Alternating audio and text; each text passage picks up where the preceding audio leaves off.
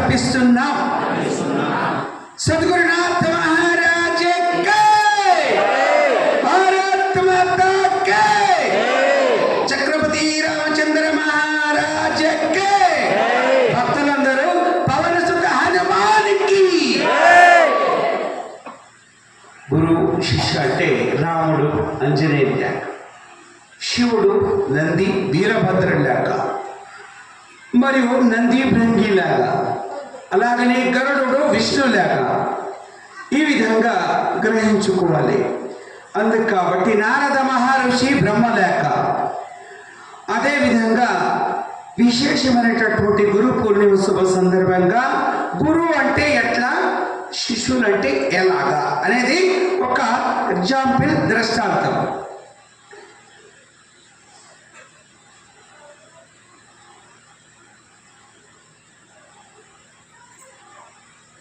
భక్తి అనే జలంలో మనం మనస్సు ఆత్మ స్నానం చేయాలి.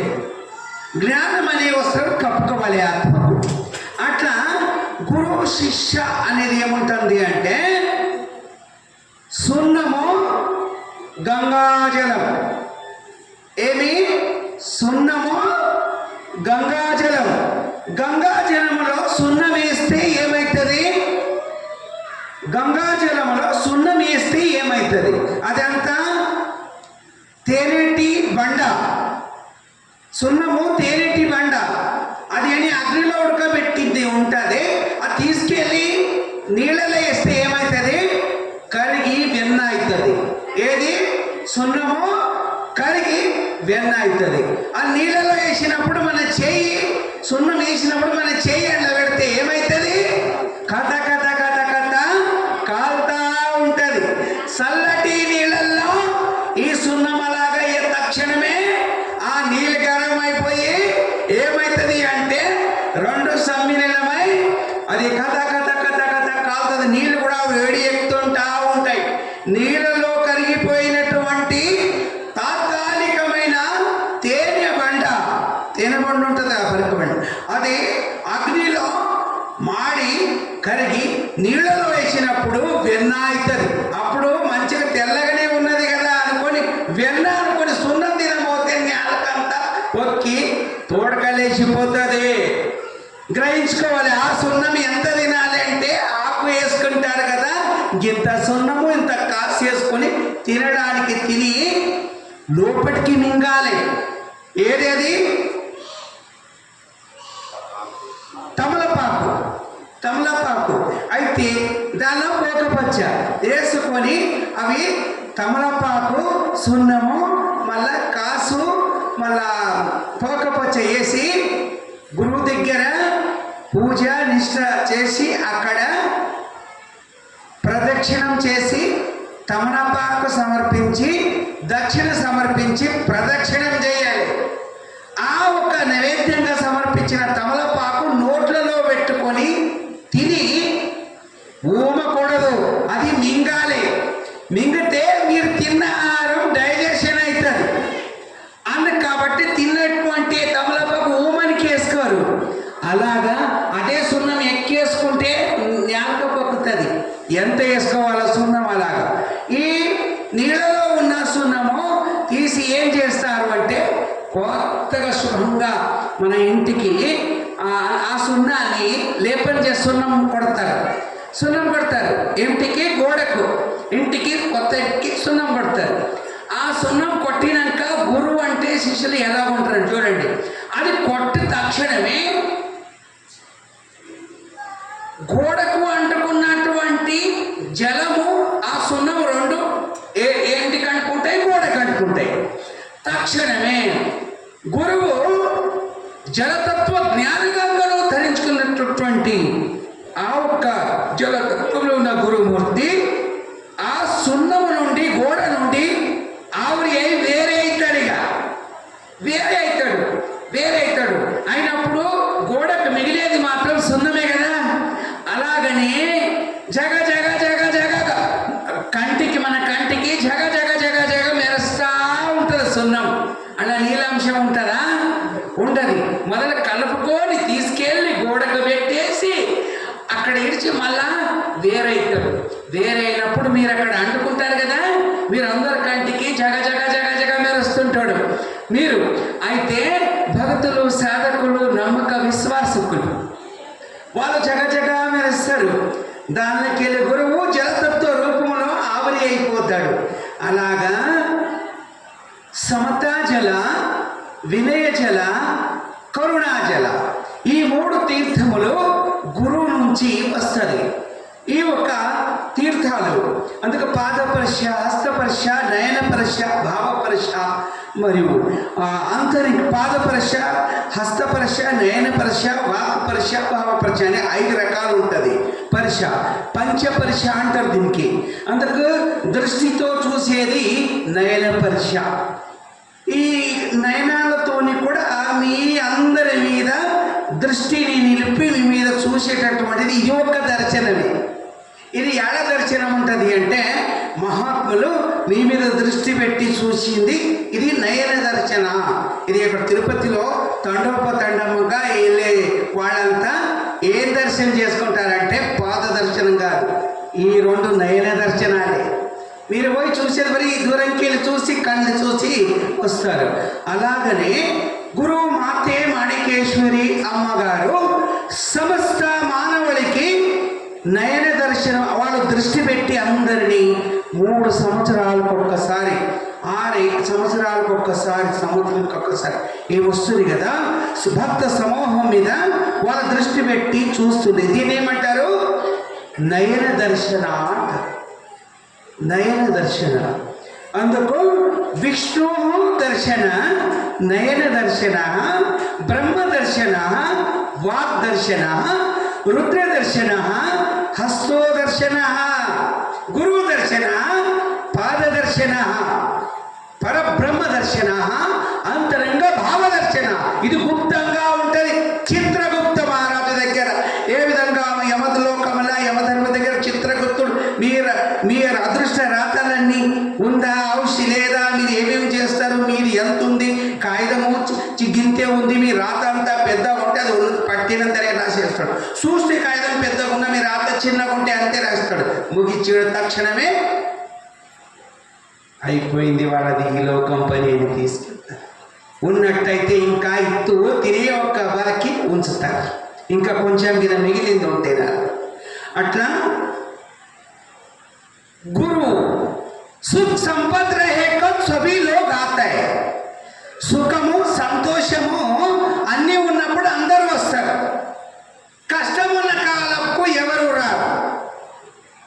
సుఖ సంపదము ధన ద్రవ్యము అన్నీ ఉన్నప్పుడు అందరూ వస్తారు. మనం కష్టం ఉన్న కాలంకు ఎవరు రారు. మన జీవితంకు ఎవరు సాకారం లేరు. మన జీవితముకు ఎవరు సాకారం లేరు. మన జీవితముకు తోడు ఉన్నాయన ఒక్కనే గురుమూర్తి ఈ జగత్తులో. ఎవరైనా ఉంటే మన ఏంట మనం పోయేటప్పుడు, మనం ఉన్నప్పుడు, మనము ఈ జీవనం బతికి ఉన్నప్పుడు, అథవా మనం ఈ శరీరం మొదలుపెట్టి పోయేటప్పుడు ఎవరైనా సాక్షి చెప్పడానికి వస్తే దేవుని దగ్గరైనా గురువు అక్కడే సాక్షి చెప్తాడు, ఎవరు సాక్షి చెప్పారు. అందుకు దేవతలకు, మనుషులకు, కింపురుషులకు, కిన్నెలకు అందరికీ గురువు ఇద్దడు. పెళ్లి పేరంటం సంత ప్రతి ఒక్క దానికి గురువే ముందు. గురువును తెలుసుకొని అందరు ముందుకు పోతారు. గురువు లేకపోతే ఏమి చేయడానికి రాదు. అందుకు ఈ యొక్క శ్లోకం ఆది అనాది నుంచి చెప్పుకుంటా మీకు వచ్చింది. ఏమని ఒకసారి చెప్పాలి, గురువురు బ్రహ్మ అనండి ఒకసారి. తర్వాత ఏమేమంటారు అనండి.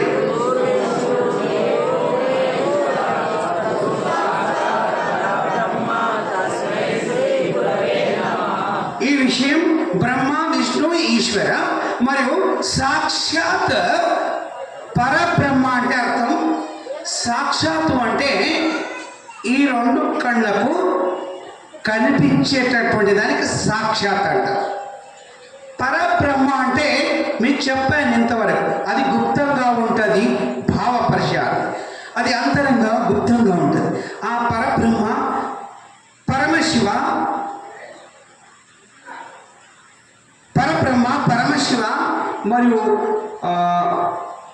ఓంకార్, అకిహత్, వేవోహ, సుప్రీం గాడ్, అల్లహ, ఇవన్నీ భాషలో పిలువబడుతుంది, వాళ్ళ భాషలో పిలువబడుతుంది. అందుకు వాళ్ళ భాషలో అలాగ పిలిచినా ఉంటాడు ఆయన ఒక్కడే. ఆ ఒక్క దానికి దగ్గరగా ఉంటాడు ఎవరన్నా అంటే ఆయన ఒక గురువే. గురువు అంటే గు అంటే అజ్ఞాన అందక చీకటి, రు అంటే ఆ చీకటిని పారదోలి ఒక జ్యోతి ముట్టిస్తే ఆ చీకటి ఎన్ని దూరమై అక్కడ ఎలుగు ప్రకాశం ప్రభావంతో దూరం ఉంటుంది కదా, యావత్తు కనిపిస్తాయి.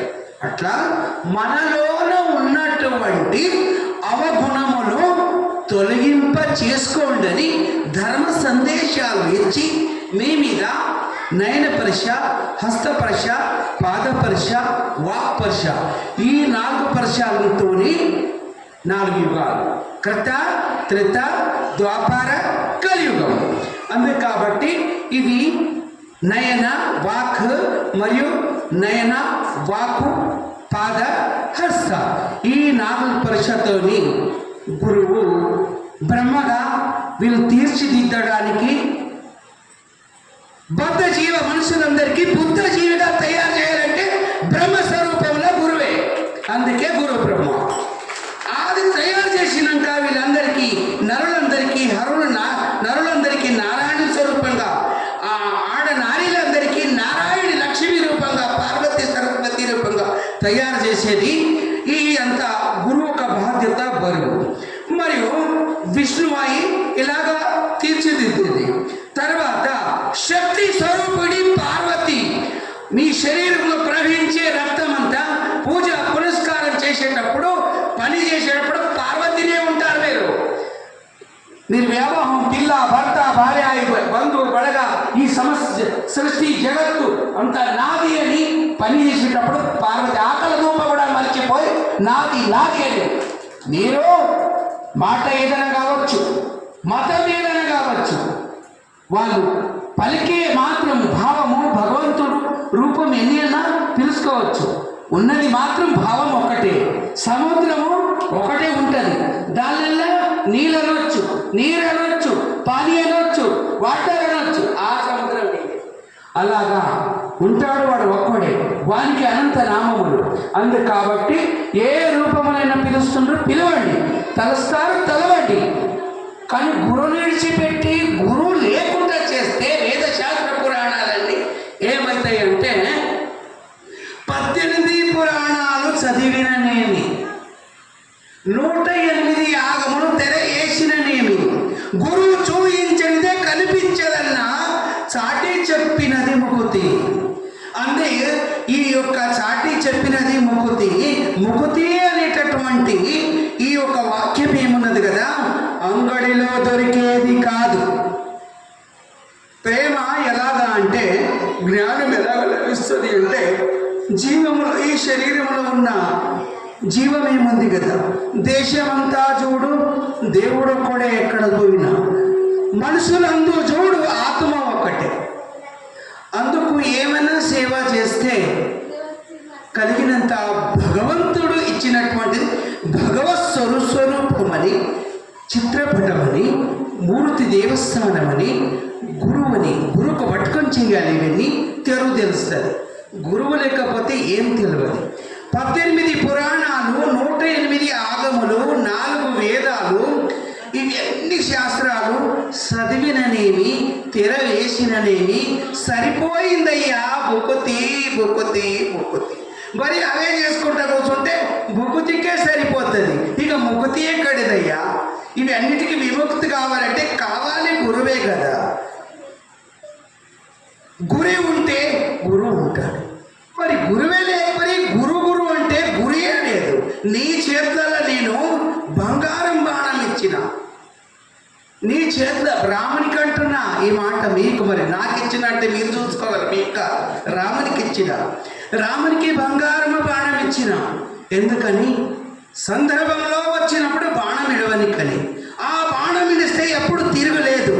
ఒక్కవేళ ఆ బాణం ఇడిచిండు, ఆయన ఇడిస్తే అడిగిండు ఏమని అంటే, ఈ బాణం నేనైతే ఇడిస్తే కదా. ఎలాగంటే, ఎప్పుడో భగవన్ నామస్మరణ చేస్తారో, ఎక్కడ ఏ ఊర్లలో, ఏ గ్రామంలో, ఏ ఇంట్లలో, ఏ దేశంలో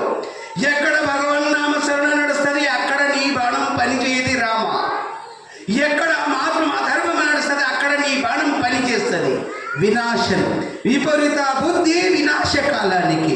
అందుకు రాముని బాణం పనిచేస్తుంది. అది అసుంటి బాణం. ఆ బాణం ఎప్పుడు ప్రయోగం అయితే తిరుగుతూనే ఉంటుంది. అందుకే ఊరికి ఆంజనేయుడు శ్రీరామ్ శ్రీరామ్ శ్రీరామ్ అంటాడు.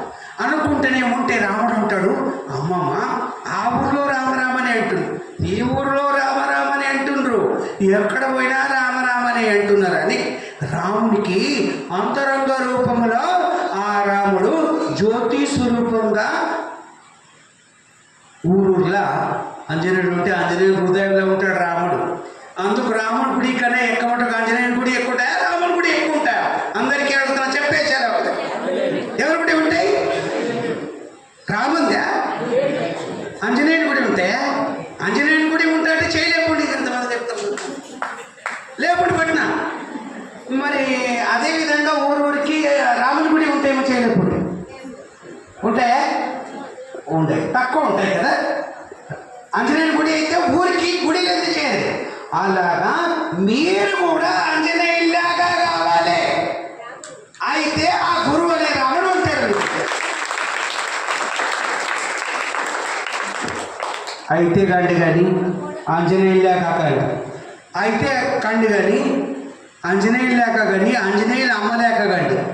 కానీ శూర్పణఖ లేక కాకుండా రావణం లేక కాకుండా నేను ఈ మాట మీకు పదే పదే చెప్తున్నా. అందుకు నేననే అహంకారం వస్తే రావణుడే, నేననే అహంకారం వస్తే శూర్పణఖలే. అందుకు అట్లా వద్దు. ఎట్లా కావాలి? అమ్మ సీతమ్మ లేక కావాలి, అయితే రాముడు లేక కావాలి, భక్తుడు కావాలంటే ఆంజనేయులు లేక కావాలి. అవన సుత హనుమానకే, భక్త హనుమానకే, చక్రవర్తి రామచంద్ర మహారాజకే, చక్రవర్తి శివాజీ మహారాజకే. ఎందుకు శివాజీ మహారాజ్ అంటే ఆయనకు గురువు ఉన్నాడని శివాజీ మహారాజ్కి జయ అంటున్నా. రామునికి ఎందుకు జయ అంటున్నా అంటే ఆయనకు గురువు ఉన్నాడని అంటున్నా. గురువు లేకపోతే నా కాలానికే రాదు అసలు. అందుకు గురువు ఉంటే నేను జయ అంట, లేకుంటే ఊకుంటా. ఉంటే వైకుంఠం మా దగ్గర, లేకుంటే ఊకుంటాం. ఏమి ఇచ్చింది ప్రసాదం? ఉంటే మన దగ్గర వైకుంఠం, లేకుంటే ఊకుంటాం. అంతే. కాబట్టి ఉన్నంతనే సరిపెట్టుకుంటాం. ఉంటే మన దగ్గర పోలేదు, పాశం, పరమాన్నం, జిలేబీ, లడ్డు, గులాబ్ జామున్, నువ్వుల పోలేదు, ఒక్కొక్కటి రకంగా దొరికితే వైకుంఠం, ఎండిపోతే ఏమి దొరకకపోతే ఎండిన రొట్టె ఊకుంటాం. ఉన్నట్టుని సరిపెట్టుకుంటాం.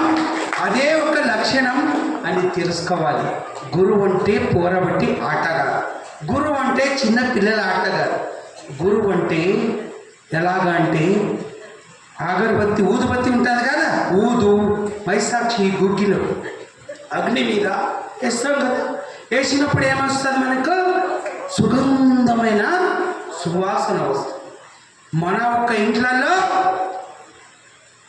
ఏమైనా దుష్ట పీడ, దుష్టగ్రహ దుష్ట క్రిమిలు ఇంట్లో దొరికితే అన్నీ బయట పారదొరుతుంది ఊదుబత్తి గుగ్గిలో వేసాల్సి. అలాగనే గురు తత్వం అనేటటువంటి, గురు శక్తి అనేటటువంటిది సదా వెళ్ళవేళ మీరు తెలుసుకుంటా ఉంటే ఏదున్నా కూడా ఒక్కసారి ఇంట్లో పూజ చేసేటప్పుడు గంట కొడతారు కదా, గంట కొట్టేటప్పుడు ఏదైనా శక్తి, దుష్ట శక్తి ఇంట్లో ఉంటే వాటికి నువ్వు బయటికి పోమన్నట్టు, దేవుడా నీవు లోపలికి రమ్మన్నట్టు గంట కొట్టేది. అది ఓంకార నాదం. అందుకు కాబట్టి సృష్టి ఆ మకటంలోనే మనుషుని పుట్టించి శ్రేష్ఠ మాట్లాడే విచారం ఇచ్చినందుకు, దేవుడా నీకు నేను కంఠం ఇచ్చినందుకు గంటనాదం కొడుతున్నా అనే సంకేతమే గంట కొట్టుడు. ఇంట్లో గుడిలో కూడా గంట కొట్టేది. ఇవి గంట కొట్టడంటే దేవుడా నేను వచ్చిన మేలు కదమ్మని కాదు, అది ఆ శక్తి అలాగా నేను వచ్చిన ఆ ఒక దుష్టశక్తి దైవీ శక్తి ఆహ్వానం అనే అర్థమే గంట కొట్టు అని. అందుకు గురుతత్వ విశేషం అనేది ఇది. అవగుణమును తొలగింపజేసి వాళ్ళ శివగుణమును చేసేటటువంటి స్వస్వరూపము గురు స్వరూపము. పరిపాలక విష్ణుమూర్తి అయ్యి గురువు ఏం చేస్తాడంటే పరిపాలన. ఏం పరిపాలన? జ్ఞానం పరిపాలన. గంగాదేవి ఈ ఆడు ఉంటుంది అంటే బ్రహ్మ కమండంలో సత్యలోకం. తర్వాత ఎక్కడ వస్తుందంటే విష్ణు పాదాల దగ్గర. తర్వాత ఇంకెవరికి ఆడికి వస్తుంది అంటే శివుని జడ మీదకి వస్తుంది. భూమి మీద ఒకానొక యుగంలో పురాతన మాట చెప్తున్నా, ఆది మానవుని కాలం మాట. ఈ సృష్టి పూర్వం మనుషులు తక్కువ ఉన్నప్పుడు మాట చెప్తున్నా. అప్పుడు తాత్కాలికమైన జనం, మీకు కూడా తెలుసు, ఇప్పుడు పెద్ద మనుషులు ఇక్కడ కూర్చున్నాడు. మన ఊర్లలో ఇంత జనం ఉండే అప్పుడు ఉండే లేదు. మరి ఇప్పుడే లేరు అని మీరు చెప్తున్నారంటే అప్పటి విషయం చెప్పాలంటే తక్కువ. అట్లా అప్పుడు భూమి మీద వర్ష నీళ్ళు అంటే హాహాకారం చేసిండే. అప్పుడు బ్రహ్మలోకము నుండి కమండలం తర్వాత విష్ణు పాదాల దగ్గర. ఆ తర్వాత ఈ భూమికి నీళ్ళు కావాలంటే మనుషులందరూ చనిపోతే కాటిగడ్డల కాల్స్తే వాళ్ళందరికీ కూడా పెడితే కూడా ఆ జలతత్వం లేకపోతే ఇది పోదు, ఇది బూడిది చేయండి, మళ్ళీ అన్న తడవది. అంతవరకు ఆహాకారంగా లాగానే ఉంది అందరు. కాబట్టి ఈ తత్వం కలిసినప్పుడే ఆత్మతత్వాలు వెళ్తాయి. ఆ సందర్భంలో జలం లేదు అని అన్నప్పుడు అందరూ దేవతలు ఋషులందరూ ఆలోచించింది. అప్పుడు ఈ భూమి మీద కూడా జలతత్వం కావాలి అన్నప్పుడు దానికి తత్వశాలి, బలశాలి, నిష్ఠావంతుడు మహర్షి ఎవరిలో ఒకరు సకల సంకల్పం కోరుకున్నారంటే భగీరథుడు అనే మహర్షి ఒంటి కాళ్ళ మీద నిలబడి తపస్సు చేస్తాడు. ఎవరి కోసరం?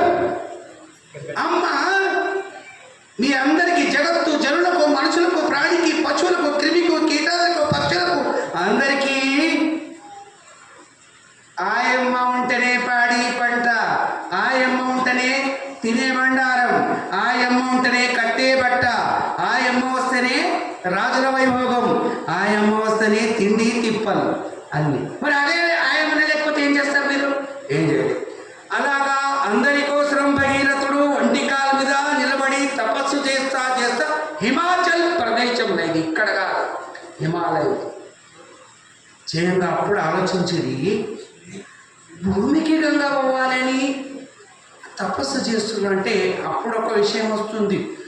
ఎవరో తపస్సు చేసే నాదం వస్తున్నది భూలోకము నుండి అంటే దివ్య దృష్టితో విష్ణు అన్నాడు. ఇది మానవ లోకములో ఋషుల యొక్క ధ్వని వస్తుంది. తర్వాత ఏంటి, ఎందు గురించి తపస్సు చేస్తున్నాడు? భూమికి గంగను పంపాలంట. అంటే ఆయమ్మ ఒక్క విషయం అడిగింది, అవకుండా భూమికి వెళ్ళాలట. మరి ఎలా? నేను ఈ భూమికి పోవాలంటే భూమి మీద తట్టుకునే మహానుభావుడు ఎవడైనా ఉండాలి. ఈ భూమి మీద ఎవరైనా ఉంటేనే భూమికి పోతా, లేకుంటే భూమి పగిలి బద్దలైపోతుంది. ఎవరైనా తట్టుకునే సిద్ధ పురుషుడు యోగి ఉండాలి, మహాత్ములు ఉంటేనే ఈ భూమి మీద పోతా, లేకుంటే ఈ భూమి మీదకి నేను పోను అన్నాడు. అప్పుడు విష్ణు ఉన్నాడు, కంపల్సరీగా నువ్వు పోయిందాకా కాదు అంటే సరే వెళ్తా. మరి ఎవరు ఉంటారు అక్కడ? నన్ను తట్టుకునేటోళ్ళు లేకపోతే భూమి ఉంటుంది, ఎవరు మనుషులు ఉండరు, జంతువు ఉంటుంది, జపరక్తము ఏమీ ఉండదు. ఉన్నాడు తట్టుకునే శక్తి గలవాడు ఉన్నాడు. మొట్టమొదటిగా డైరెక్ట్ భూమి మీద పడకు, నీ ఎవరి మీద పడాలో వాళ్ళ మీద, అంటే నాకు వాళ్ళ పేరు చెప్పాలి, ఆయన ఎవరు ఎట్లుంటాడో నాకు మొదలు చెప్పాలి అని అడిగింది.